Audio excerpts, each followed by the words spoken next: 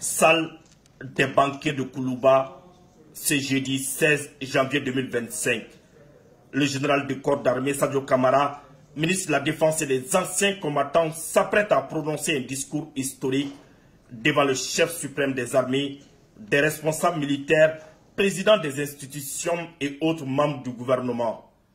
Une fois au pupitre, le général Kamara entre en communion avec son public à travers un silence très éloquent.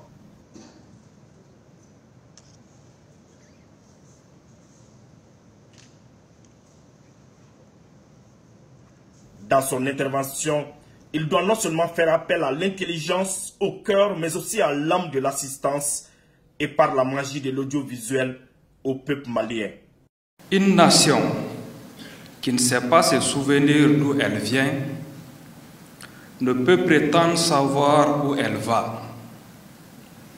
Sans orientation fixe, elle est donc à la merci des prédateurs, des manipulateurs et des profiteurs. Certaines puissances, ayant compris ce principe depuis de longtemps, ont su le mettre à profit pour mieux dominer les peuples du monde entier. Elles ont eu le temps de l'appliquer en Afrique, en commençant pendant la période de l'esclavage, en le perfectionnant sous la colonisation et en l'exploitant pendant la période néocoloniale qui a suivi les indépendances.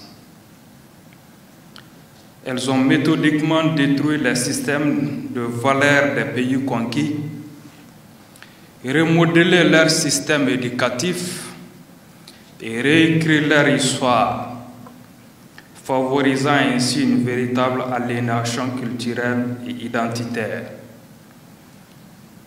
dont les effets continueront de se faire sentir pendant des générations. Nous, en voyant encore l'effet aujourd'hui en Afrique, avec une jeunesse partiellement déracinée et des dirigeants si complexés qu'ils se donnent pour mission de défendre les intérêts du colon au détriment de leurs propres frères. Heureusement, le Tout-Puissant Allah a offert à tous les humains une parcelle de jugement, d'intelligence, de dignité. Ainsi, chaque civilisation et chaque génération dispose en leur sein de personnalités aptes à la résistance, dont la lucidité et le courage leur donnent la faculté de mobiliser leur peuple, de les éclairer et d'entrouvrir pour eux la porte de la vérité et de l'honneur. Pour aider ces défenseurs de la justice dans leur tâche de réveil des consciences, ceux qui relèvent souvent du sacerdoce, Dieu les aide parfois, en poussant les dominants dans un excès d'arrogance qui finissent par exaspérer même leurs sujets les plus soumis.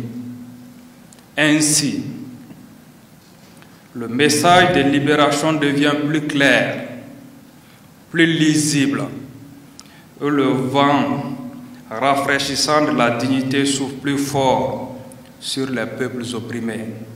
Nous, Maliens vivant dans cette période particulièrement tumultueuse, après avoir vécu les affres de l'humiliation pendant une quinzaine d'années, pouvons être fiers et heureux de contribuer à cette renaissance de la dignité et de l'honneur du Mali.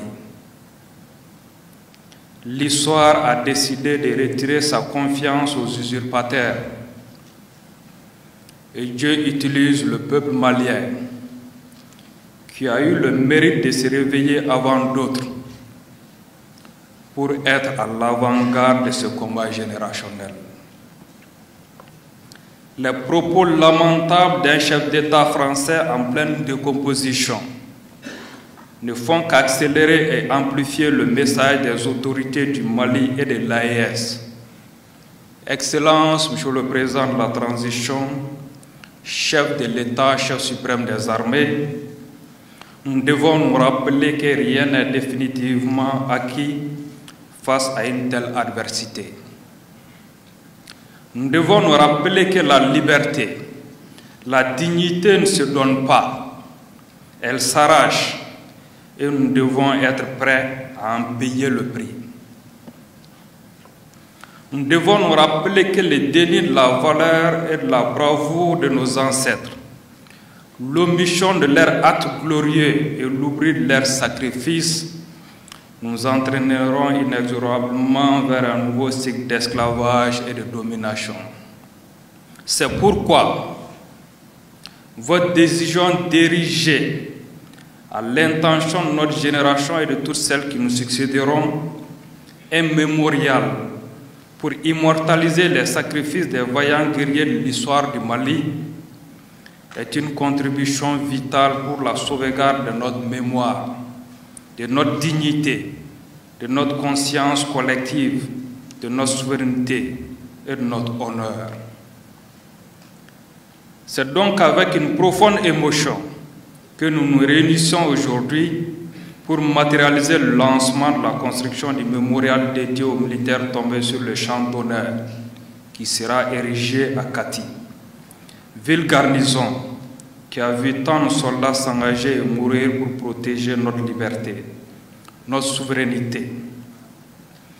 Grâce à cet édifice qui deviendra emblématique et tiendra une place de choix dans le cycle des célébrations qui rythment la vie de la nation, plus aucun Malien n'ignorera l'héritage des vaillants guerriers qui ont fait de nous ce que nous sommes aujourd'hui.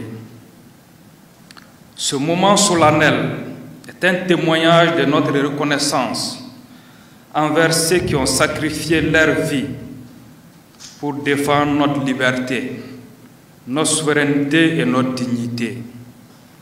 En leur honneur, je vous demande respectueusement de bien vouloir observer un moment de recueillement.